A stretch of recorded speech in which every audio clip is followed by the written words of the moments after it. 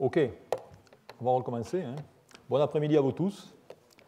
Et aujourd'hui, la dernière fois, on avait vu toutes les technologies de stockage et de conversion de l'énergie et regardé les problèmes des matériaux et la nature des matériaux et la variété des matériaux. Et on avait également vu que certains de ces matériaux étaient peu abondants, d'où l'exposé sur les positions stratégiques au niveau des matériaux au niveau européen et au niveau français. Aujourd'hui, on va prendre plus la casquette du chimiste, c'est-à-dire que maintenant, on va aller dans ces matériaux et on va voir comment on va les synthétiser, comment on va les construire. Et c'est un peu cette chimie déductive ou inductive du chimiste que je vais vous montrer aujourd'hui. Je vais essayer de rester simple en utilisant des concepts relativement courants pour vous montrer cette élaboration de matériaux. Alors, je vais tout d'abord commencer par vous rappeler le contexte, mais vous commencez à le savoir un peu. C'est le contexte énergétique d'aujourd'hui, dans lequel on peut voir ici que la population va augmenter et atteindre les 8,2 millions d'habitants. Et pour cela, il faudra finalement doubler la quantité d'énergie ou la quantité de puissance installée.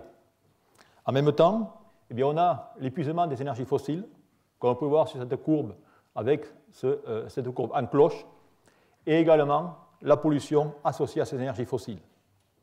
Donc, par conséquent, un grand espoir demeure dans les énergies renouvelables, qui sont les énergies qui proviennent du soleil, du vent, de la biomasse et ainsi de suite. Mais comme vous savez tous, eh bien, ces énergies sont intermittentes et il va y avoir besoin de les stocker. Alors pour les stocker, nous avons vu la dernière fois qu'il y avait différents moyens de les stocker. Il y avait le stockage, je dirais, par les volants d'inertie. On a vu le stockage électrochimique, avec notamment différentes sortes de dispositifs électrochimiques que sont les piles à combustible, les batteries et les supercondensateurs. Bon, aujourd'hui, on va se focaliser surtout sur les batteries, comme indiqué ici, qui sont nécessaires pour mieux gérer les ressources d'énergie renouvelables de notre planète, mais également pour favoriser le développement du transport électrique, comme mentionné ici. Et enfin, toutes ces batteries, dont celles dont on va parler aujourd'hui, c'est celles que vous utilisez dans vos appareils portables de tous les jours. On ne va pas directement regarder les puissances de ces batteries, ainsi de suite, mais on va plutôt regarder les matériaux qui les constituent, et plus spécifiquement l'électrode positive. Alors, quels sont ces différents types de batteries? Eh bien, vous avez différentes technologies, et toutes celles-ci vous sont familières, puisqu'on a la technologie acide plomb, la technologie nickel-cadmium, nickel-métal-hydrure, et ensuite toutes ces batteries à la base de lithium, métal ou de lithium-ion. Et certainement, je dirais que la découverte ou le développement de la technologie lithium-ion est certainement la plus grande avancée technologique du XXe siècle. Alors, que sont ces batteries? Bien, elles sont indiquées ici. Comme tout système électrochimique, elles sont simplement constituées de deux électrodes, avec des matériaux d'insertion, comme électrodes positives et comme électrodes négatives. Et c'est ces matériaux d'insertion qui sont finalement rien d'autre que des éponges vis-à-vis du lithium que l'on va regarder aujourd'hui. Celles que vous avez dans vos portables vont utiliser ce matériau, dont on reviendra par la suite, c'est un oxyde de cobalt comme électrode positive et du carbone comme électrode négative. Alors bien sûr, lorsqu'on dessine de nouveaux matériaux, on essaie d'augmenter la capacité. Et la capacité, elle est donnée par cette formule très simple, dans laquelle vous avez une règle de 3. Vous avez la capacité qu'on exprimera en ampères-heure par kilogramme, qui est multipliée par une constante qui est 26,8, qui est la transformation ou la conversion de Faraday en Coulomb, multipliée par delta X, qui va être le nombre de lacunes dans ce composé d'insertion, et M, qui va être la masse. D'où, vous avez compris la règle du jeu, relativement simple, il va falloir augmenter ce nombre de lacunes delta X, et dans ce cas, diminuer la masse, ce qui fait qu'on voudra des matériaux légers. D'où les accumulateurs que vous avez aujourd'hui fonctionnent, sont régis par cette simple relation. Alors, ce qu'on va voir maintenant, eh bien, on va pouvoir quand même la physique ou la chimie qui est derrière tout ça. Eh bien, tous ces matériaux d'électrodes, toute réaction électrochimique nécessite la dualité ion-électron. C'est-à-dire que vous ne pourrez pas avoir une réaction électrochimique si vous n'avez pas l'un ou l'autre. Il vous faut les deux. Et dans ce cas, on va prendre des composés d'insertion qu'on appellera des structures hautes, dans lesquelles on va y mettre des espèces invitées qui seront les alcalins, pour donner la relation indiquée ici. D'où la dualité ion et électron est essentielle pour le développement de telles technologies. Alors bien sûr, si j'ai des ions et des électrons, eh bien, il va falloir que je les mette quelque part. Eh bien, les ions, ils vont directement aller dans cette fameuse structure cristallographique. Et cette structure cristallographique, eh bien, ce sont des composés lamellaires, comme indiqué ici, monodimensionnels ou tridimensionnels. C'est-à-dire, on voudra des structures ouvertes. Okay? C'est-à-dire, comme du gruyère, il faudra des cavités dans lesquelles les ions lithium vont pouvoir rentrer. Mais il y a les ions lithium, mais il vous faut également les électrons. Les électrons devront également occuper un endroit dans cette structure cristallographique. Eh bien, ils vont occuper ce que l'on connaît bien, qui est la structure de bande. La structure de bande, vous avez ici représenté l'énergie en fonction de la densité d'état. Vous avez des bandes P et des bandes D, et dans ce cas, vous allez remplir ces bandes, et le dernier niveau occupé est le niveau de Fermi, qui va déterminer si un composé est métallique, semi-conducteur ou isolant. Eh bien, c'est à partir de cela que l'on va directement construire ces accumulateurs. Alors bien sûr, la question, c'est comment ajuster ces bandes. Alors voilà ici votre accumulateur lithium-ion, toujours le même, et maintenant on va regarder finalement qu'est-ce qui se passe. Eh bien, vous avez une électrode positive et une électrode négative, et si je représente ça dans la structure de bande ici, l'énergie, en fonction de la densité d'état, vous avez ici l'électrode négative, lithium au carbone, avec un réservoir, regardez ça comme un réservoir d'électrons, et l'électrode positive, indiquée ici, avec notre réservoir. Eh bien, qu'est-ce qui va se faire? Qu'est-ce qui va se passer? Lorsque vous allez décharger votre accumulateur, c'est comme si vous avez finalement deux bassins, et vous allez tout simplement les niveler. Et dans ce cas, eh bien, vous allez obtenir la courbe électrochimique qui est indiquée ici, où vous diminuez le potentiel, ça veut dire qu'en ce cas, vous remplissez en faisant passer des électrons de l'électron négatif, lithium, à l'électrode positive indiquée ici. Et bien sûr, cette différence, ce niveau de Fermi, c'est ce qui va vous donner votre potentiel de sortie. C'est-à-dire lorsque vous avez un accumulateur de 2 volts, 3 volts, eh bien ça va être cette différence. D'où, vous voyez que dans ce cas, eh bien, ce potentiel, c'est le potentiel chimique du lithium dans ses composés. Et ce qui est important, bien sûr, va être la position des bandes. Eh bien, il se trouve que plus une bande sera basse en énergie, plus, dans ce cas, on aura un composé ionique, c'est-à-dire ça va être relié à l'ionicité de la liaison. D'où, par conséquent, je vais vous introduire maintenant quelle va être cette ionicité de liaison.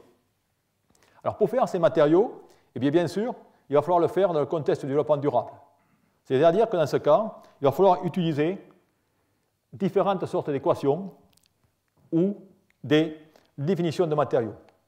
Car un composé par lui-même n'est rien, ce n'est qu'un matériau qui est la somme de la composition chimique, du procédé d'élaboration et de la fonction qui va être importante. D'où, si on veut faire des matériaux dans le cas du développement durable, eh bien, il va falloir d'abord choisir quels sont les éléments. Eh bien, ces éléments, on va les choisir à partir du tableau périodique.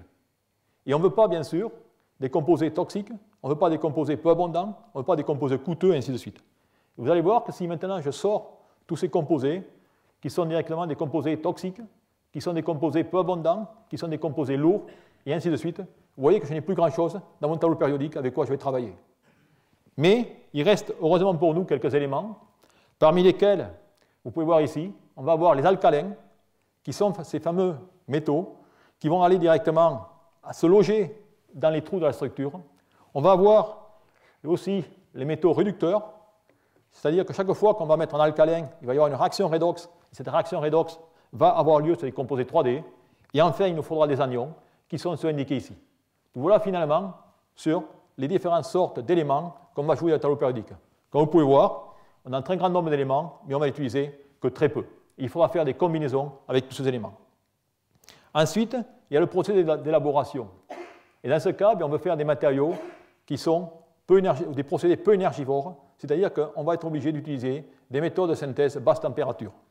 D'où par conséquent, on va quitter les hautes températures, c'est-à-dire les méthodes céramiques, pour passer à des méthodes chimie douce en solution.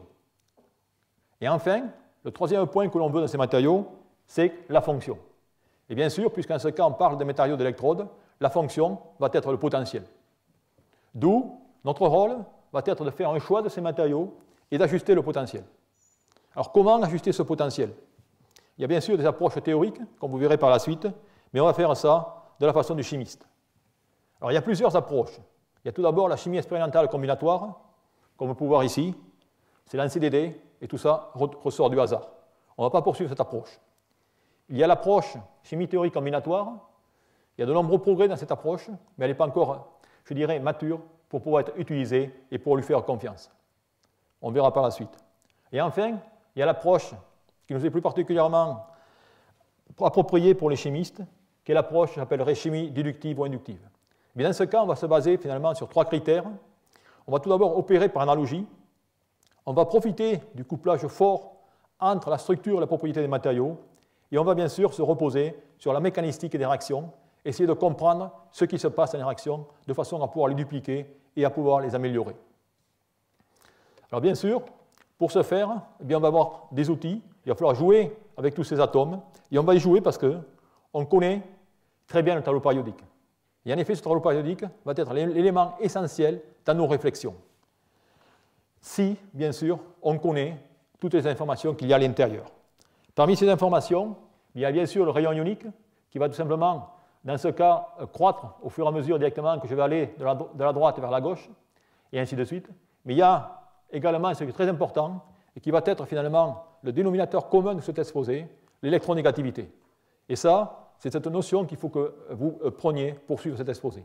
Alors l'électronégativité, ce n'est pas grand-chose, c'est l'aptitude d'un atome à capter un électron.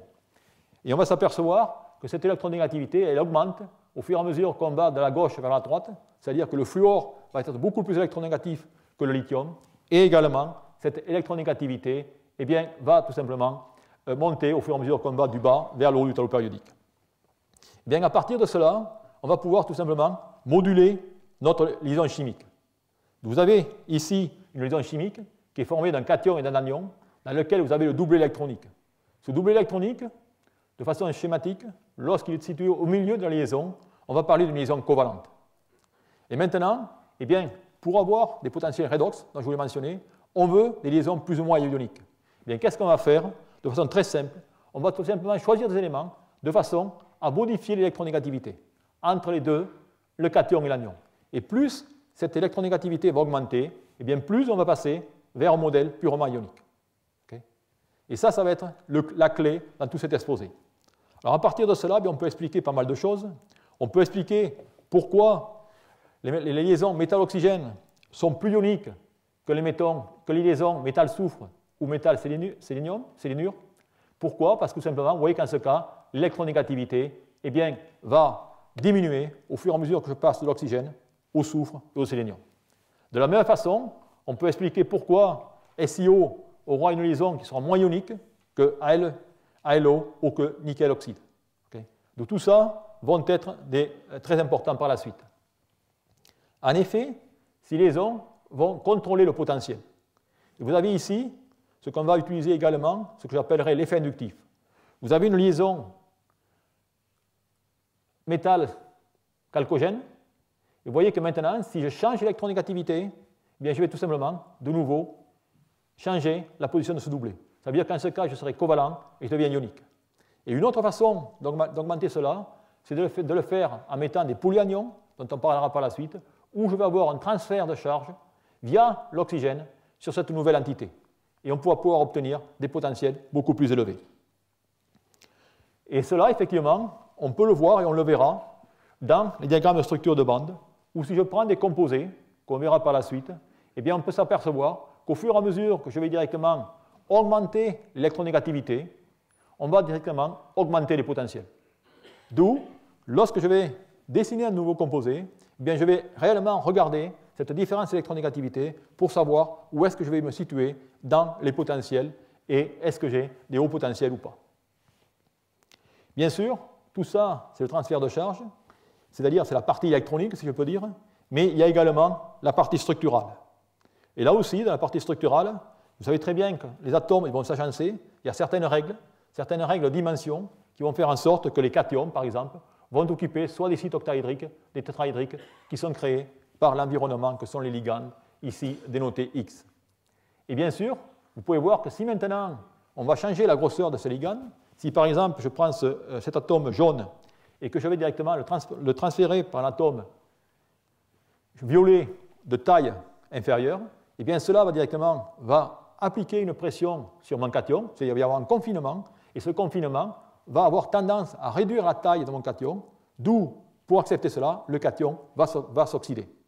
Et c'est la raison pour laquelle eh bien, les états d'oxydation maximum vont être obtenus avec les oxydes, ensuite avec les sulfures, et ensuite avec les sélénures. Donc voilà, si vous voulez, comment on peut jouer avec cela. Et ce modèle de pression chimique eh bien, va être tout simplement très important pour réglementer les états d'oxydation dans les différents composés inorganiques qu'on va utiliser. Alors bien sûr, ces interactions entre différents cations, ainsi que ces pressions chimiques, eh bien, elles vont gouverner la façon dont les polyèdres vont s'agencer entre eux. C'est-à-dire qu'ils vont soit se partager des sommets, soit des faces, soit des arêtes, pour conduire à ces différentes structures qui peuvent être monodimensionnelles, bidimensionnelles ou tridimensionnelles, dans lesquelles vous pouvez voir certaines cavités où les ions pourront se loger. Mais c'est également ces différents recouvrements ou agencements de polyèdres qui vont déterminer si une structure peut être ionique ou covalente. Et cela va être bien sûr important pour l'électrochimie.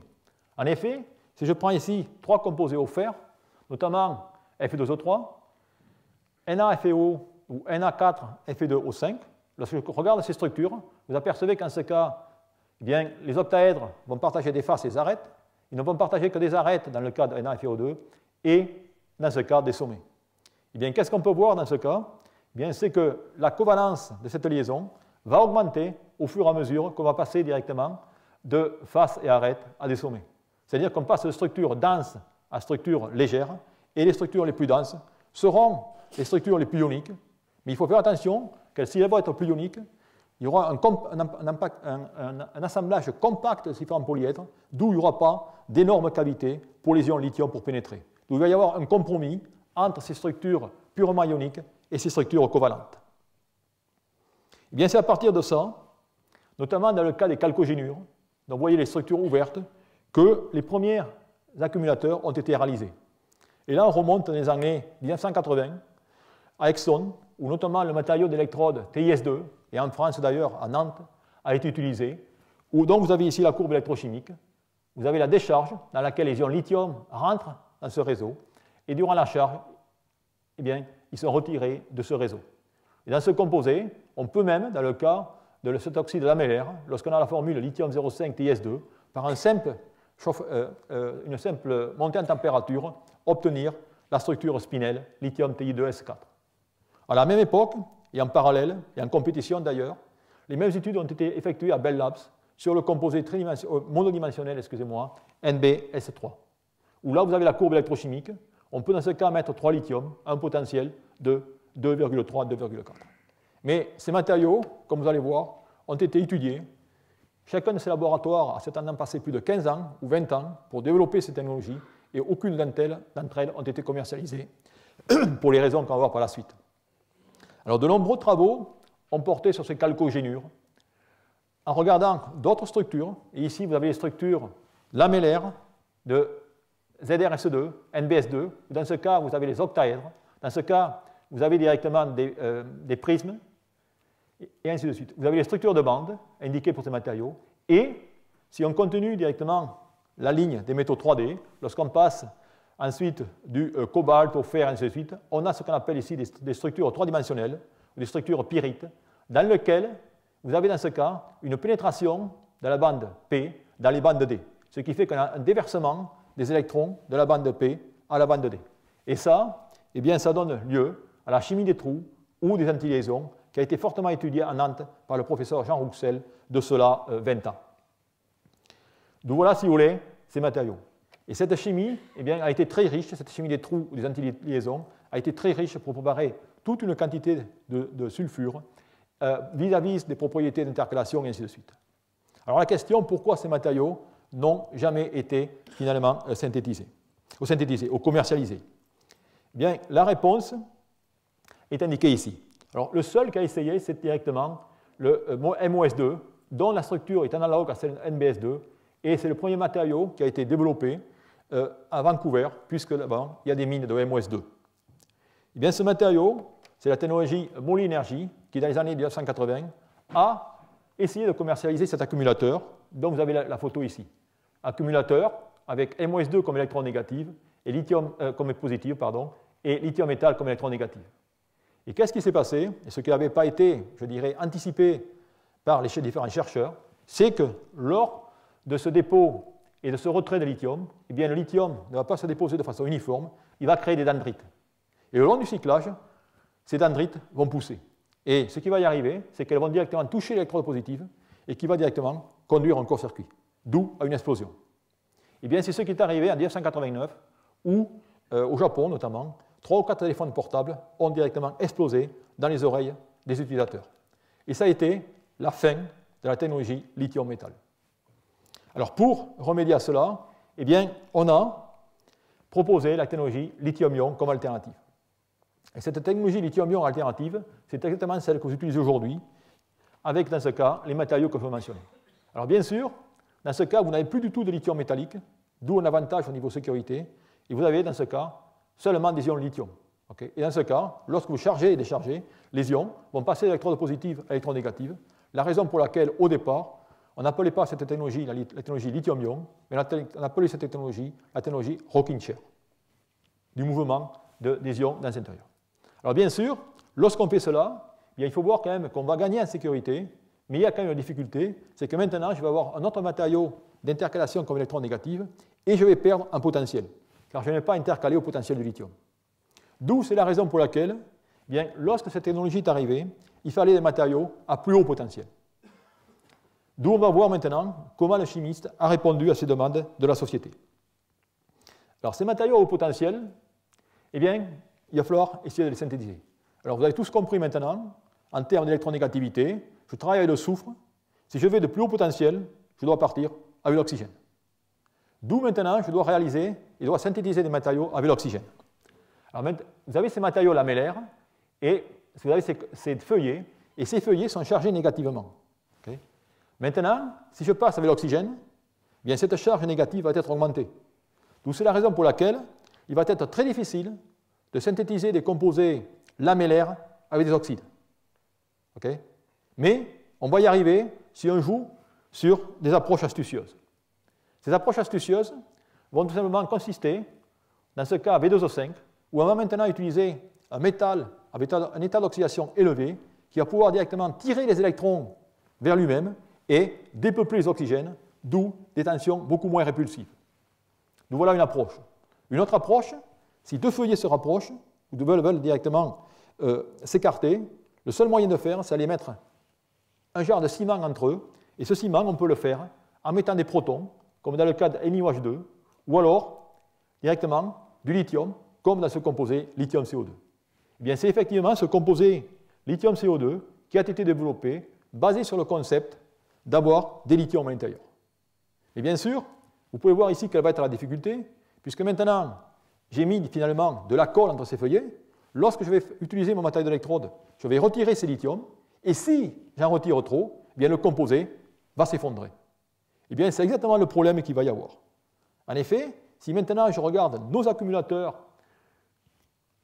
qu'on a développés sur le cas des ions lithium-CO2, comme vous pouvez voir ici, voilà les composés qu'on va regarder maintenant, les composés lamellaires lithium-CO2, les composés tridimensionnels spinels, ou alors les polyanions.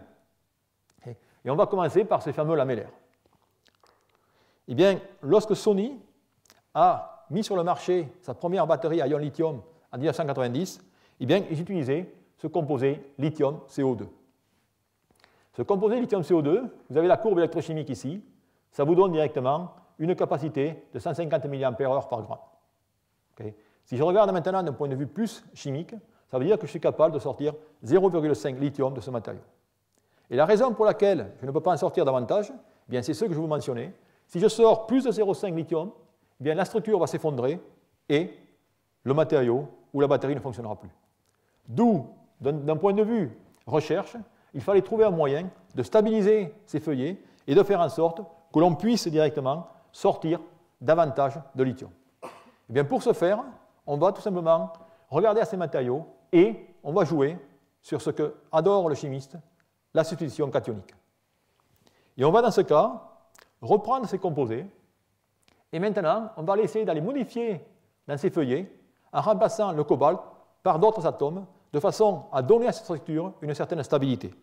Et pour ce faire, eh bien, on va étudier un diagramme ternaire dans lequel on a des composés au manganèse, au cobalt et au nickel. Et on va faire dans ce cas un grand nombre d'approches de substitution et voir la meilleure. Mais dans ce cas, il se trouve que le composé de formule 1 tiers, 1 tiers, 1 tiers semble être le plus stable et permet de pouvoir retirer le plus de lithium de ce matériau. Alors pourquoi cette substitution? Bon, bien sûr, il y a des idées derrière tout ça. Dans ce cas, on a du nickel plus 2. Ce nickel plus 2 provient du fait que le couple nickel plus 2, nickel plus 3 étant plus oxydant que le manganèse plus 3 et le manganèse plus 4, bien ce cas, il va directement oxyder le manganèse en plus 4 et réduire lui-même en plus 2. Et le cobalt, dû au champ cristallin, restera cobalt plus 3. Et grâce à ça, on peut augmenter la stabilité de ces feuillets et obtenir des courbes électrochimiques ou des tenues en cyclage, comme indiqué ici, où maintenant on est passé directement à 180 mAh par gramme. Et ça veut dire qu'en ce cas, pour vous, ça signifie que vous avez des temps d'autonomie allant de 10 à 15% supérieurs. Et vous allez voir que ce n'est pas la fin de l'histoire, car de cela 5 ou 6 ans, eh bien, une autre substitution a eu lieu, c'est-à-dire que maintenant, on est allé mettre du lithium à l'intérieur de ces feuillets. C'est-à-dire qu'on a maintenant ce qu'on appelle ces composés, des composés riches en lithium, pour la bonne et simple raison qu'en dehors du lithium qui va se mettre entre les feuillets, eh bien, il y a également du lithium dans les feuillets. Et il se trouve que ces matériaux ont des capacités exacerbées. On en est maintenant à 280 mAh par gramme, comme vous le pouvez voir ici. Et l'avantage de ces matériaux, eh bien, c'est qu'ils peuvent proposer un temps d'autonomie d'environ 30% de supérieur à ce qu'on a aujourd'hui. La difficulté, comme vous pouvez voir ici, c'est que la chute au potentiel lors du cyclage. C'est-à-dire que dans ce cas, si on utilise ces matériaux, eh bien, votre potentiel, après 20 cycles, 30 cycles, 40 cycles, ne sera pas le même. D'où on ne peut pas les utiliser, et c'est la raison pour laquelle, au jour d'aujourd'hui, ils ne sont pas commercialisés. Alors, pour répondre à cela, eh bien, il va falloir, là aussi, comprendre ce qui se passe, comprendre ces mécanismes, autant au niveau de la capacité exacerbée que l'origine de cette chute au potentiel. Eh bien, là aussi, on va essayer d'attaquer le problème en faisant des substitutions cationiques. Et pour ce faire, eh bien, on a regardé ces composés, et vous apercevez que le système est très compliqué, puisqu'en ce cas, on a 3 couples redox, que sont le manganèse, le cobalt et le nickel, qui rendent l'étude très difficile. Pour simplifier le système, nous sommes passés à des matériaux de la 4e période, dans lesquels on remplace tous ces métaux 3D par du ruthénium et de l'étain. Et comme l'étain est transparent électrochimiquement, on a des composés avec un seul couple redox. Et par conséquent, on a simplifié notre système en mettant des atomes plus gros qui seront importants pour la chute au potentiel, et on peut étudier ce qui se passe. Et lorsqu'on a fait cela, on a préparé des composés qui montraient exactement les mêmes capacités que ces composés à la base de métaux 3D, avec dans ce cas, comme vous pouvez voir ici, des chutes au potentiel qui étaient relativement minimes. D'où on avait parfaitement simplifié le système, et maintenant on pouvait comprendre finalement quelle était l'origine de cette capacité, qui va bien au-delà des capacités théoriques que l'on pouvait escompter par simple réduction cationique. Bien, grâce à cela, on a pu effectivement étudier les mécanismes imbriqués dans ces réactions d'insertion et de déinsertion. On a pu, par exemple, par des mesures de spectroscopie d'électrons, montrer, comme indiqué ici, en regardant l'énergie de liaison des métals oxygènes, que l'on avait 2 types d'oxygène, un oxygène cristallin et un autre pic qui correspondait à un oxygène de densité plus faible, à plus haute énergie de liaison, qu'on a attribué directement à un groupe peroxo. Alors un groupe peroxo, ce n'est rien de bien particulier, c'est exactement le type d'oxygène que vous avez dans l'eau oxygénée, c'est-à-dire O2 de moins. Et on a pu confirmer cela grâce à des mesures de résonance paramagnétique électronique, comme indiqué ici, où on peut apercevoir l'apparence ou l'apparition d'un signal qui est typique ou qui est, je dirais, la caractéristique de ce groupe peroxo. Et c'est ainsi qu'à partir de cela, on a pu proposer le mécanisme qui est responsable pour cette capacité supérieure, où dans ce cas, on a un jeu de structure de bandes dans lequel, vous pouvez voir ici, les bandes D du métal et les bandes P de l'oxygène se recouvrent, et on a dans ce cas un déversement d'électrons du ruthénium vers, ou des bandes P vers les bandes D, c'est-à-dire que le ruthénium, dans ce cas, va être réduit alors que l'oxygène va être oxydé. C'est-à-dire qu'on va créer des trous sur l'oxygène qui, finalement, va devenir moins électronégatif que le métal, le ruthénium, comme indiqué ici. Et cela nous a permis finalement de montrer, je dirais, la première évidence pour ce nouveau mécanisme dans les oxydes, dans lequel on a la création des groupes peroxo, et ces groupes peroxo sont responsables pour la capacité exacerbée que l'on trouve dans ces matériaux. Alors, à partir de cela, eh bien, ça a ouvert, si je peux dire, toute une nouvelle voie de synthèse de nouveaux matériaux, dont de nombreux groupes dans le monde sont intéressés, et notamment un groupe japonais qui tout récemment vient de trouver un nouveau composé, dont la formule est indiquée ici, un composé lamellaire, dans lequel maintenant c'est des métaux 4D, comme indiqué, et qui fonctionne exactement sur le même principe, qui fait appel à ce réseau anionique au niveau de l'activité électrochimique. Et dans ce cas, on a des capacités, comme vous pouvez voir ici, de 300 mAh par gramme. D'où toute une nouvelle direction s'ouvre dans la recherche de matériaux à plus haute capacité, basée maintenant sur l'addition de la capacité cationique et de la capacité anionique. Et vous remarquerez là aussi que maintenant, le métal qui existe ici, c'est un niobium, c'est un métal de la 4e période. C'est-à-dire que c'est un métal qui est relativement lourd. Et rappelez-vous, au début, je vous ai dit, il faudra directement des matériaux légers. Bien maintenant, grâce à cette activité anionique excédentaire, on va pouvoir utiliser des métals relativement plus lourds. C'est-à-dire qu'on va ouvrir un autre domaine dans le tableau périodique pour faire de la recherche de matériaux d'électrode. Donc voilà, si vous voulez, ce que je voulais vous dire sur tous ces matériaux d'électrode lamellaires. Alors bien sûr, ces matériaux d'électrode lamellaires sont basés sur des éléments comme le cobalt, qui sont quand même pas des plus abondants, comme vous avez vu la dernière fois. Donc maintenant, on va changer de matériaux et voir quelles sont les autres classes de matériaux qu'on va pouvoir utiliser. Et cela va mener à mentionner des matériaux à base de manganèse, ou alors, sur ces composés lamellaires, des matériaux à base de fer, et ainsi de suite. Et vous voyez qu'en ce cas, si je reste toujours sur la même famille de lamellaires, je peux caractériser d'autres matériaux, notamment des matériaux nickel, qui sont encore des lamellaires, où maintenant, en utilisant ces différents couples redox, je vais pouvoir obtenir du nickel à l'état d'oxydation 4,2, 4,3, alors que je n'étais au départ qu'aux alentours de 4 volts.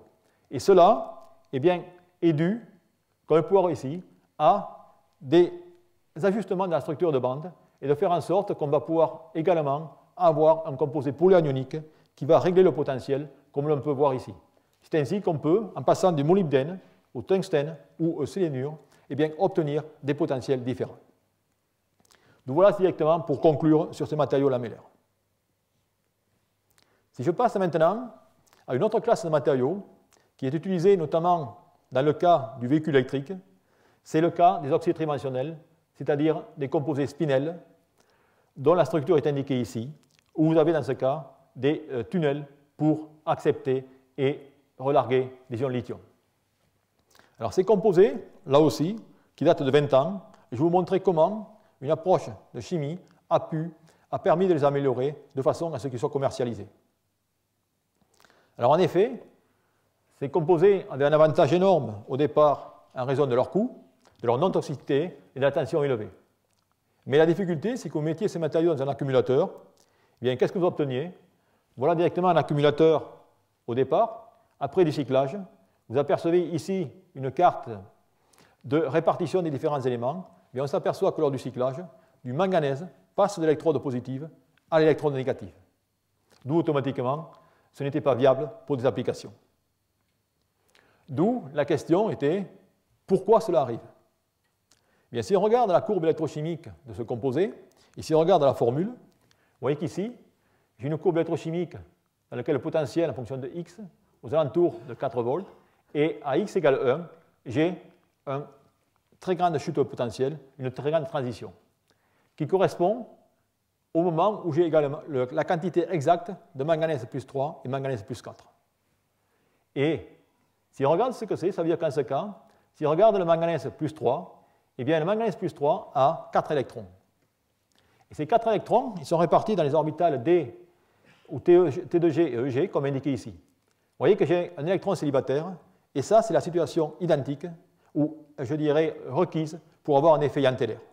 Et un effet Jahn-Teller va entraîner une distorsion de l'octaèdre, c'est-à-dire un changement de volume. Et ce changement de volume, comme on peut voir ici, va être totalement néfaste au comportement de l'électrode. C'est-à-dire, au cours du cyclage, vous allez avoir un broyage électrochimique et des particules vont perdre tout simplement le contact électrique et vous avez une perte de la percolation électrique. Donc, par conséquent, il fallait remédier à ça. Et pour remédier à ça, tout simplement, il fallait s'écarter de ce rapport manganèse plus 3, manganèse plus 4, qui est de 1. Une fois de plus, on va jouer sur la substitution chimique pour tenter de s'éloigner de ce rapport manganèse plus 3, manganèse plus 4, c'est-à-dire enrichir notre composé en manganèse plus 4. Eh bien, on va regarder deux types de substitution, en regardant tout d'abord les diagrammes ternaires de ces composés. Et si on regarde les diagrammes ternaires de ces composés, dans lesquels maintenant je mets la phase totalement délithiée là-dedans MnO2, la phase lamellaire lithium MnO2 et lithium 2 MnO3 comme indiqué ici, eh bien, je m'aperçois que lorsque je suis à la phase lithium MnO4, j'ai tout un triangle dans lequel je vais pouvoir manœuvrer avec soit le taux de lithium, soit le taux d'oxygène, soit le taux de manganèse. Et bien sûr, je vais m'intéresser à cette ligne droite ici, dans laquelle je vais avoir un rapport cation-anion qui va être constant, et je vais voir comment vont changer les propriétés. Eh bien, si on regarde cela, on s'aperçoit qu'on peut, dans ce cas, modifier la teneur en lithium, c'est-à-dire mettre du lithium en site octaédrique et avoir les composés lithium plus X, Mn2-X au 4, et on s'aperçoit que lorsqu'on fait ça, eh bien, on a une meilleure tenue en cyclage. Et on peut jouer une approche relativement identique, jouer sur la substitution anionique, comme indiqué ici, ou dans ce cas, eh bien, on peut changer la teneur en oxygène. Et si je change ma teneur en oxygène, je vais modifier mon redox interne, qui est le rapport Mn plus 3 ou Mn plus 4, et je peux également obtenir des composés qui vont être refroidis lentement, comme indiqué ici, et qui auront des performances. Alors, tout ça, c'est pour la petite histoire. C'est des fois, comme quand on fait de la recherche sur des sujets aussi importants, on a de la compétition, et vous avez ici directement les travaux qui sont faits à Argonne, et les travaux que je faisais aux États-Unis en même temps. Vous voyez que les brevets ont été déposés à 1 mois d'écart sur ces deux approches, pour donner des accumulateurs, je dirais, plus performants. Ça, c'était directement les premiers travaux. Ce n'était pas encore la panacée, il fallait améliorer ces systèmes. Et pour les améliorer, on va encore continuer sur des substitutions. Alors bien sûr, on peut faire des substitutions par des atomes divalents, mais si on fait cela, eh bien automatiquement, on va perdre de la capacité, puisque finalement, je vais mettre un atome mort. Je peux également substituer par le fluor, mais bien dans ce cas, eh bien, je vais directement affecter le rapport Mn plus 4, Mn plus 3, mais dans le sens opposé. D'où je vais être obligé de faire une compensation par une substitution cationique. Et dans ce cas, eh bien, on peut faire la substitution duel, que j'appellerai, où on va substituer à la fois du manganèse par l'aluminium et de l'oxygène par le fluor. Eh bien, grâce à cela, grâce à cette double approche, eh bien, on a pu, dans ce cas, obtenir des matériaux très stables électrochimiquement, comme indiqué ici. Et grâce à ces travaux, je dirais, c'est ainsi qu'on peut utiliser aujourd'hui les accumulateurs lithium-ion, lithium-manganèse MnO2,4 carbone pour les applications voitures électriques. Et c'est ce genre d'accumulateurs, combiné avec les matériaux que je mentionnais précédemment, qui sont utilisés dans la technologie Renault-Nissan qui sont développés aujourd'hui. Donc voilà, si vous voulez, les genres de recherche. Alors, plus récemment, eh bien, il y a toute une autre classe de matériaux qui se sont développés.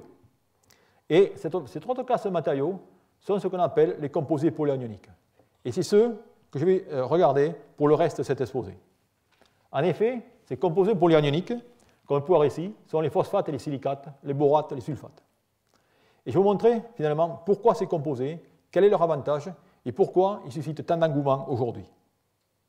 Alors tout d'abord, effectivement, quels sont ces composés polyanioniques? Alors ces composés polyanioniques, donc vous voyez les structures ici, bien sûr, ils sont faits de polyèdres et tétraèdres, avec l'avantage, c'est qu'on va avoir une très grande, je dirais, multitude de composés, où on peut changer la nature de l'anion, comme on peut voir ici. On va pouvoir également changer la nature du métal 3D, donc on peut avoir une combinaison très importante de matériaux. On va pouvoir ajuster les potentiels, on va pouvoir contrôler la stabilité électrochimique, mais comme vous voyez les structures, vous voyez en ce cas, vous avez le groupement métal-oxygène, ils sont isolés. Ça veut dire qu'en ce cas, ces matériaux vont être de très faibles conducteurs électroniques. Et rappelez-vous, au début, je vous ai dit, pour avoir un matériau d'insertion, il nous faut des électrons. Et ça va être la difficulté majeure. La faible conductivité, et également, je remplace dans ces matériaux l'oxygène par une entité XO4. C'est-à-dire que je remplace un poids moléculaire de 16 par un poids moléculaire de 80-90. Et rappelez-vous, M est au dominateur. Donc ça ne va pas être bon pour directement la densité d'énergie. Mais on va voir comment on peut profiter de ça. Alors, parmi ces composés, ce qui a été étudié il y a le plus longtemps, ce sont les composés de type Nasicon, qui, dans ce cas, eh bien, sont constitués de ces motifs lanternes, avec 3 tétraèdres et 2 octaèdres, pour constituer ces structures, dans lesquelles une lanterne est entourée de 6 autres lanternes, laissant entre elles des espaces considérables pour directement accueillir les alcalins. Et bien, grâce à ça, on peut former une multitude de matériaux qui, comme je l'ai indiqué ici, donc je vous représente les courbes électrochimiques, le potentiel en fonction de x, eh bien, on voyait qu'on a toute une panoplie, tout un panel de potentiels. Bien, c'est ce genre de matériaux qui sont très intéressants d'un point de vue électrochimique, mais de nouveau, comme je vous ai dit, qui posent des problèmes au niveau de conductivité. Alors, de tous ces composés polyanioniques, celui qui a reçu le plus grande attention est ce fameux lithium FePO4. C'est-à-dire qu'en ce cas, on va regarder tous ces composés à base de fer et on va voir comment, à partir du tableau périodique, eh bien, on peut prédire les composés qui vont être intéressants. Alors, vous voyez, dans ce cas, je reprends mon octaèdre et je prends directement un tétraèdre et il va y avoir ce fameux transfert. Donc, si je regarde mon tableau périodique, je vous ai expliqué que finalement, le bore sera moins électronégatif que le silicium, moins que le phosphore, moins que le soufre. Donc, par conséquent, eh bien, très simplement, on peut regarder cette structure de bande et montrer la séquence indiquée ici. Vous avez lithium FeO2. Maintenant, lorsque je remplace l'oxygène par un composé polyanionique, je vais augmenter le potentiel du silicium au bore, au phosphore et au soufre.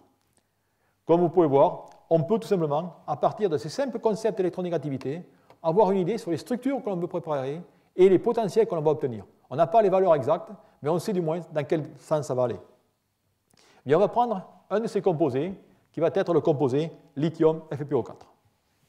Ce composé lithium FePO4, là aussi, rien de nouveau, puisque c'est un minéral connu sous le nom de tréphinite, qui a la structure indiquée ici, qui est constituée, comme je l'ai mentionné, d'octaèdres FeO6 ou lithium-6 avec des tétraèdres PO4. L'électrochimie est indiquée ici. Vous voyez que ce composé, si j'arrivais à sortir un lithium, eh bien, je pourrais avoir une capacité de 170 mAh par gramme, qui est l'équivalent, rappelez-vous, de lithium CO2. Okay? Malheureusement, je vous ai dit, ces composés, ils sont très faibles ou très pauvres électroniquement. D'où la difficulté, c'est que lorsque, il y a 20 ans de ça, eh bien, Jean Godinov a essayé d'utiliser ce composé comme matériau d'électrode, eh bien, il a obtenu cette courbe électrochimique médiocre dans laquelle il ne pouvait sortir que 0,5 lithium. Pour la bonne et simple raison qu'il n'avait pas tout simplement une électrode qui était constituée correctement pour avoir cette percolation électronique et ionique. D'où il y a eu tout un travail sur la manipulation de ces matériaux, comment les traiter pour en faire de bons matériaux d'électrode. Et c'est la raison pour laquelle, eh bien, je dirais, le concept qui s'est développé grâce à ces composés polyanioniques, et qui n'est pas spécifique au lithium FePO4, mais à tous les composés anioniques, c'est dans l'amélioration de la cinétique des électrodes.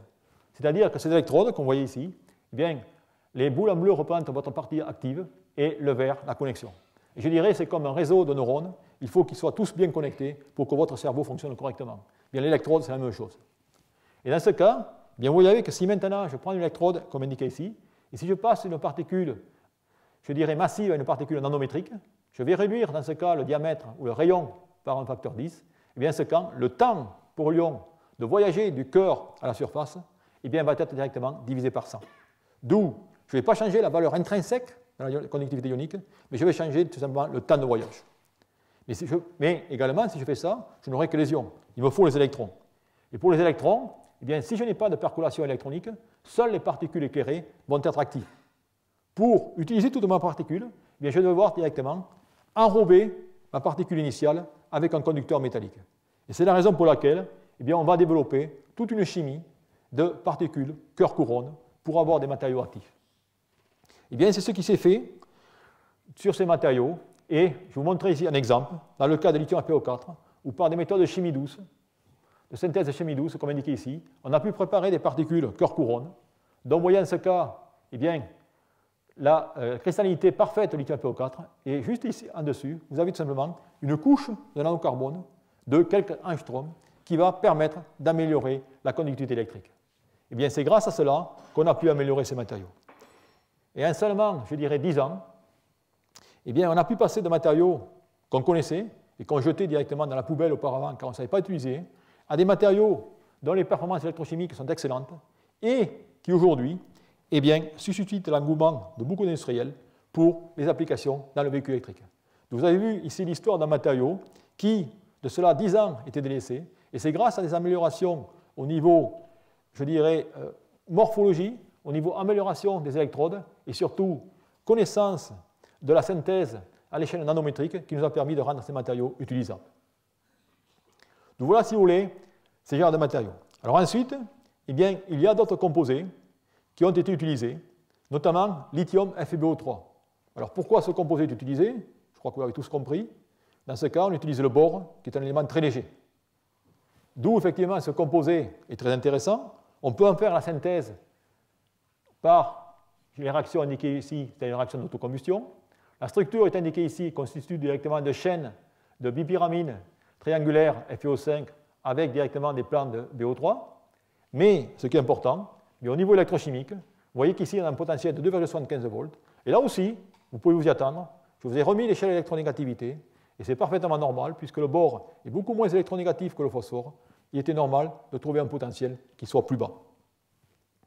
On peut également aller sur des matériaux qui sont encore plus connus, plus communs, et le suivant est bien sûr le silicate, puisque le silicium est un élément très abondant, et ce que vous avez ici, c'est toujours pareil, la synthèse du composé, sa structure, qui dans ce cas ne contient pas des octaèdres et tétraèdres, mais seulement des tétraèdres.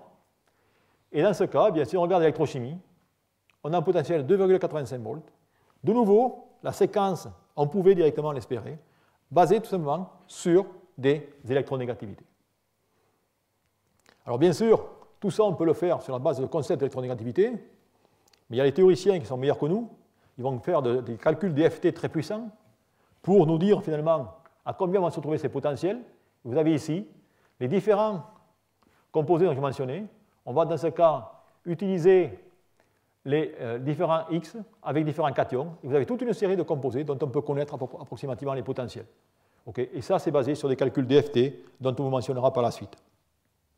Et de tout cela, il y a un composé qui est très intéressant, c'est une phase au phosphate, où on peut avoir des potentiels approchant les 5 volts, mais dans ce cas, la difficulté est de sortir tout le lithium.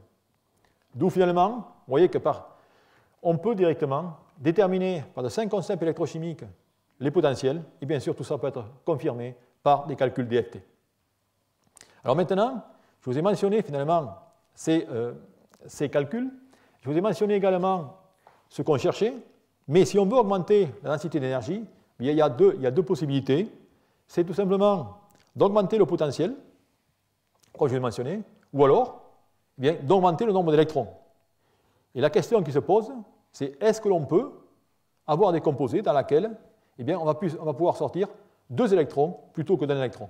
Et si on le fait, dans ce cas, on pourrait directement doubler les capacités et bien sûr la densité d'énergie. Pour cela, je vous ai mentionné des composés qui, théoriquement, ont ce potentiel. En effet, si vous prenez la phase lithium 2, M, SiO4, et on peut voir qu'en ce cas, je peux sortir un lithium en jouant sur le redox plus 2, plus 3, et je pourrais théoriquement sortir le dernier lithium et jouer sur le potentiel plus 3, plus 4.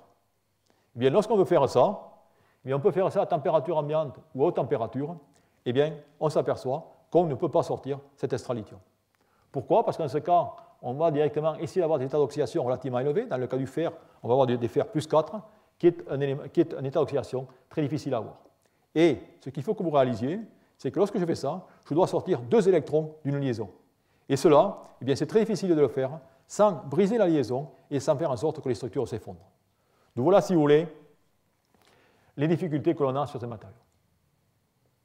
Alors maintenant, je vais continuer sur cette structure polaire unique et me focaliser plus directement sur les composés au fer. Et je vais vous montrer là, finalement, une approche très simple, comment on va pouvoir synthétiser toute une famille de composés par de simples approches déductives, et ainsi de suite. Et je vais utiliser parfaitement les concepts d'électronégativité que je vous ai mentionnés. Alors, ce qu'on veut faire ici, c'est finalement, je vous ai dit que lithium FePO4 est un matériau d'électrode qui est excellent, mais il a des capacités de 170 mAh par gramme, mais ce qui était l'aspect le plus, je dirais, embêtant, c'est que son potentiel n'est que de 3,45 volts. D'où par conséquent, il va falloir essayer d'augmenter ce potentiel. On va tout simplement raisonner de façon relativement simple. Je vais reprendre ce composé, où maintenant, je vous remets cette image dans laquelle vous avez le fer en site octaédrique, et le phosphore en site tétraédrique. D'où par conséquent, vous avez tous compris maintenant, si je veux augmenter le potentiel, qu'est-ce que je dois faire? Bien, je dois tout simplement remplacer l'oxygène par le fluor, okay, et je dois directement remplacer le phosphore par un couplement plus électronégatif. Okay. Donc ça veut dire que si je veux faire ça, je dois être capable de synthétiser un composé lithium FeSO4F. Donc voilà directement le composé que j'ai dans la tête et que je veux synthétiser. Et si je regarde ce composé, sa structure, eh bien, il devrait avoir une structure du type taborite, vu sa formule. Et si je regarde tout simplement les différents composés que l'on connaît déjà, vous avez directement un hydroxyde de phosphate, vous avez un fluorophosphate, et ainsi de suite. Et vous voyez qu'en ce cas, lorsque je passe de l'hydroxyde au fluorophosphate, mon potentiel augmente de 0,8 électronvolts. J'ai également un hydroxysulfate, d'où si je peux faire ce composé, de simples calculs, directement sur une enveloppe, eh bien, on peut directement prédire un potentiel de 3,6 volts. Bon, tout ça est beau, mais la question c'est comment préparer ce composé? Puisque s'il n'existait pas, c'est qu'il y a eu des difficultés. Et en effet, une des plus grandes difficultés, eh bien, c'est tout simplement que les sulfates bien, sont connus pour leur solubilité dans l'eau. Et cela est dû au fait que dans les solutions, eh bien, les liaisons MO ont une chance égale de se former, soit avec des groupes sulfates, soit avec des groupes avec des molécules d'eau. Pour la bonne et simple raison, c'est que la valence de la liaison est exactement la même, 0,17 dans les deux cas. Okay. Et c'est la raison pour laquelle eh bien, il y a des difficultés pour synthétiser ces composés en milieu aqueux. Donc c'est la raison pour laquelle eh bien, on a regardé des alternatives et on a essayé d'utiliser les liquides ioniques. Et dans les liquides ioniques, eh bien, dans ce cas, qui ne sont rien d'autre finalement que des sels fondus comme le sel de cuisine, mais qui sont liquides à température ambiante et qui sont basés sur des cations et des anions organiques, comme vous pouvez le voir ici, eh bien, c'est grâce à ces composés que nous avons essayé de préparer de nouveaux matériaux. Et en effet, on a tout simplement fait réagir, comme indiqué ici, ce sulfate de fer avec du fluorure de lithium dans le liquide ionique, et on a obtenu un composé de formule indiqué ici, qui avait, comme anticipé, la structure taborite. Alors la question est de savoir pourquoi ce composé s'est formé, et lorsque vous faites des réactions chimiques, des fois, lorsque vous avez un nouveau matériau, c'est très intéressant, mais encore plus passionnant, c'est de savoir quel est le mécanisme par lequel ce composé s'est formé. Eh bien, si on regarde, dans ce cas, avec le matériau au départ, eh bien, on s'aperçoit qu'il y a une relation directe entre la structure du matériau au départ et la structure du matériau d'arrivée. Et vous voyez qu'en ce cas, eh bien, on a les mêmes cavités. La seule différence, c'est qu'on a remplacé une molécule d'eau par un ion fluor, ou F-, qui, en même temps, a engendré l'intercalation d'un groupement lithium+, pour rendre le système électronégatif. Eh bien, ayant compris cela, on a pu synthétiser toute une famille de composés basés sur le même principe, qui contenaient directement de lithium, du sodium, du potassium, et ainsi de suite. D'où, pour montrer, comme je l'ai mentionné auparavant, eh bien, qu'il est très important de comprendre les mécanismes réactionnels, car c'est à partir de là qu'on peut synthétiser de nouveaux composés. Eh bien, ces composés, ils ont des structures également très riches, comme je peux vous montrer ici, où, en fonction de la nature de M, eh bien, on peut dans ce cas avoir différents types de structures, taborite, silamite. On peut également, en fonction de la nature de A, avoir, même dans un cas, comme indiqué ici, des composés qui sont des composés très importants pour l'optique non linéaire. Eh bien, toute cette nouvelle chimie, finalement, est en train de se comporter de façon identique à celle des phosphates titanyles qui ont été déjà synthétisés auparavant. Et les mêmes propriétés peuvent s'obtenir dans ce cas. Alors, pourquoi ces matériaux sont intéressants d'un point de vue électrochimique? Eh bien, certains d'entre eux, dont notamment la phase lithium FeSO4F, eh bien, a un potentiel de 3,6 volts, comme indiqué ici. Mais ce qui est intéressant, c'est que finalement, ces composés se décomposent à des températures de 320 degrés C et ils se dissouent dans l'eau. Et cela explique la raison pour laquelle ils n'avaient jamais été synthétisés auparavant. Okay. D'où la question aussi, c'est de savoir est-ce que l'on peut avoir des matériaux avec des potentiels plus élevés. Alors bien sûr, on se retourne vers des calculs théoriques. Et si on regarde les calculs théoriques, une fois que la structure est connue, et ainsi de suite, eh bien effectivement, on peut moduler les potentiels en fonction du terme U, et on s'aperçoit qu'on voit les matériaux au fer avec 3,6, et on peut avoir des composés au cobalt et au nickel avec des potentiels supérieurs. Mais si vous vous rappelez, dans la colonne, les éléments 3D, on a le fer, mais on a le manganèse, le fer, le cobalt et le nickel. La question est, pourquoi le manganèse n'est pas là?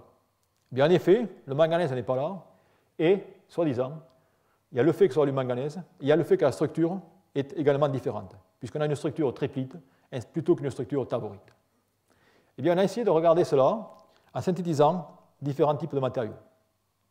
Et je vous remontre ici exactement la même synthèse que précédemment, okay, mais cette fois effectuée par une approche tout solide à basse température.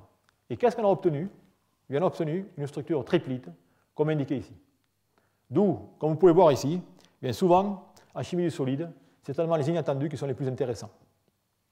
Et dans ce cas, eh bien, vous allez voir que cette structure, ou ce composé, eh bien, effectivement, présente un potentiel redox de 3,9 volts et qui est le potentiel le plus haut qui a jamais été observé dans un composé inorganique pour le couple redox Fe+3, Fe+2. Tout cela pour vous montrer que l'on peut, par ces approches, je dirais, déductives, préparer de nouveaux composés pouvant être intéressants. Et en effet, si je compare maintenant les densités d'énergie en fonction du potentiel et de la capacité, voilà les oxydes dont je vous ai mentionné auparavant, le fameux lithium FeO4, le composé à 3,6 volts, et maintenant, si je mets ce nouveau composé, eh bien, il est indiqué ici. Vous voyez que dans ce cas, j'ai réussi à obtenir un composé avec une densité d'énergie qui est supérieure à celle de lithium FeO4. Il n'y a pas un pourcentage énorme, mais de 5 à 10%. D'où la question qui se pose maintenant, on peut dire, dans le cas du développement durable, est-ce que le fluor est tolérable? Ou pouvons-nous préparer des matériaux sans fluor? Eh bien, ce qu'on va voir maintenant, c'est effectivement on peut. Et vous allez voir une fois de plus l'approche qu'on va prendre. L'approche par analogie pour préparer ces nouveaux matériaux. Et pour ce faire maintenant, eh bien, on va se baser sur largement la quantité importante de minéraux qui existent dans les tables et ainsi de suite. Et vous voyez qu'en ce cas, eh bien, si je veux remplacer le fluor, il y a des matériaux ou des minéraux qui existent avec un groupement hydroxyle. Donc, par conséquent, je devrais pouvoir préparer ces sulfates avec des groupements hydroxyles. Eh bien, c'est ce que nous avons tenté de faire. Et vous avez ici la synthèse qu'on a fait effectuer cette fois par des broyages mécaniques. Et vous voyez ici la formule. Ce n'est pas dans ce cas une structure taborite. Là aussi, c'est encore une surprise. Mais c'est une structure lamellaire, comme indiqué ici, dont le potentiel est de 3,6 volts. D'où vous avez un exemple, une fois de plus, où la complexité de la chimie, où il y a du polymorphisme et on n'arrive pas à savoir quelles sont les structures que l'on va obtenir, taborite, triplite, taborite composé à couches, ainsi de suite. Donc voilà, si vous voulez, les mystères de la chimie. Alors, bien sûr, la question ensuite, c'est est-ce que l'on peut préparer des composés sans groupement hydroxyle pour avoir directement des poids moléculaires moindres? Eh bien, on va voir que là aussi, on peut préparer ça. Et une fois de plus, eh bien, on va tout simplement s'inspirer de la minéralogie. En effet, je veux préparer maintenant des sulfates sans groupement hydroxyle et sans fluor. Bien, je regarde directement dans la minéralogie, et vous voyez qu'il y a une grande quantité de minéraux, comme indiqué ici. Et certains, je vais essayer de regarder ceux qui présentent une structure lamellaire avec des ions alcalins à l'intérieur. Et dans ce cas, je prends directement la blodite, qui est un composé de magnésium et de sodium. Et vous voyez que j'ai une structure que j'aime, c'est une structure bidimensionnelle. Alors la question, lorsque vous regardez ce composé, effectivement j'ai du sodium, mais je n'ai aucun élément réducteur, c'est-à-dire que j'ai du magnésium. D'où systématiquement l'approche qu'on va avoir, est-ce que je peux faire ce composé en remplaçant le magnésium par le fer? Mais effectivement, je peux faire ce composé avec le sodium et ce composé est actif électrochimiquement. Mais alors, regardez ici, vous voyez que dans ce cas, j'ai 4 molécules d'eau. Et tout ça, pour moi, c'est un poids et c'est une perte. D'où je veux simplement essayer de préparer ce composé. Et effectivement, je peux préparer ce composé par une réaction de déshydratation et obtenir cette phase qui est de nouveau active électrochimiquement. D'où, lorsque vous en êtes ici, la question c'est, est-ce que je peux préparer ces composés au lithium? Et est-ce que je peux faire les phases lithium 2, Fe, SO4 deux fois? Eh bien, c'est ce qu'on a essayé de faire. Eh bien, on peut effectivement préparer ces phases par soit en milieu liquide ionique, soit par broyage mécanique pour obtenir ce composé. Et là aussi, lorsqu'on comprend la méthode de synthèse, eh bien, on peut préparer toute une famille de phrases avec, une fois de plus, une surprise. Dans un cas, eh bien, on a directement la même composition, mais une structure différente. C'est-à-dire qu'on a un polymorphe différent. Et ces composés eh bien, ont un potentiel, comme vous pouvez voir ici, de 3,85 volts. Donc voilà, si vous voulez, tout ce que l'on peut faire.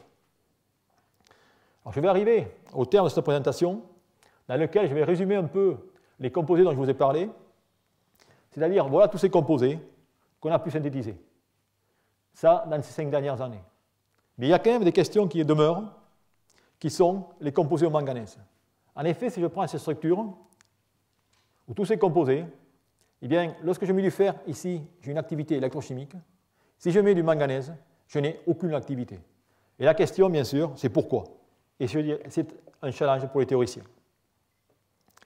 D'où, pour conclure cet exposé, j'ai essayé de vous montrer finalement comment on pouvait concevoir des matériaux au niveau de la composition, au niveau de l'élaboration et au niveau de la fonction. Au niveau de la composition, je vous ai montré qu'il était important d'opérer par analogie, mais surtout par intuition également, à partir de différentes bases, comme la minéralogie et ainsi de suite. On a pu préparer de nouvelles familles, d'hydroxysulfate, de fluorosulfate et ainsi de suite, mais finalement, ce qui est le plus intéressant en chimie du solide, c'est ces inattendus liés au polymorphisme et l'importance de faire toujours des manips et des essais.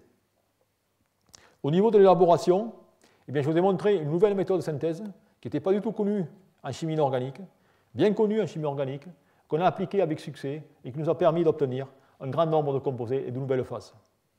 Et enfin, au niveau de la fonction, je vous ai mentionné comment, à partir de simples concepts d'électronégativité, on peut ajuster les potentiels redox et on peut finalement préparer des matériaux sur demande au niveau des potentiels. Alors bien sûr, tout ça c'est bien beau, mais c'est 6 ans de travail pour préparer 50 nouveaux matériaux, dont seulement 5 sont utiles. Alors la question est, comment pouvons-nous accélérer cette recherche sur les matériaux? Alors bien sûr, vous avez le tableau périodique, et vous avez, malgré qu'on a enlevé pas mal d'éléments, il y a encore beaucoup de combinaisons, et le chimiste, je pense, peut s'amuser pendant longtemps à préparer de nouveaux matériaux. Il peut être innovant au niveau des méthodes de synthèse, mais la difficulté, c'est que lorsqu'on voit toutes ces combinaisons, eh bien, ce jeu peut rapidement se tourner en cauchemar. C'est-à-dire comment trouver le meilleur matériau et le plus rapidement possible. Alors, à la base de cet exposé, ce qui nous serait utile dans un premier temps, c'est, je dirais, des outils de classification en pouvant permettre toutes les phases que l'on connaît, tous les minéraux, de les classifier par groupe, par cluster. Et à partir de cela, eh bien, on pourrait certainement innover au niveau de la synthèse et au niveau des structures.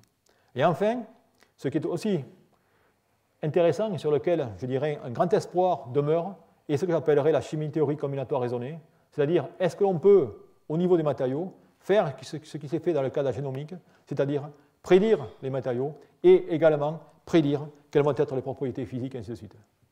Je ne suis pas du tout compétent pour pouvoir parler de ça, mais le séminaire suivant va être totalement dédié à ce type de matériaux et comment, peut-être, dans 5, 10, 20 ans, ou peut-être un siècle, on ne sait pas, on va voir, on va pouvoir directement préparer de tels matériaux et qui nous soient utiles et finalement nous aider dans cette prédiction de matériaux plus intéressants pour l'électrochimie ou pour les batteries. Et bien sûr, cette approche que je vais montrer ici a été dédiée à des matériaux de batterie, mais c'est la même systématique qu'on retrouvera lorsqu'on va dessiner des matériaux pour le photovoltaïque, dessiner des matériaux pour le thermoélectrique. C'est les mêmes raisonnements qu'on va retrouver sans arrêt avec le dénominateur commun, la liaison chimique, l'électronégativité et la taille des cations. D'où je terminerai là cet exposé en vous remerciant à vous tous.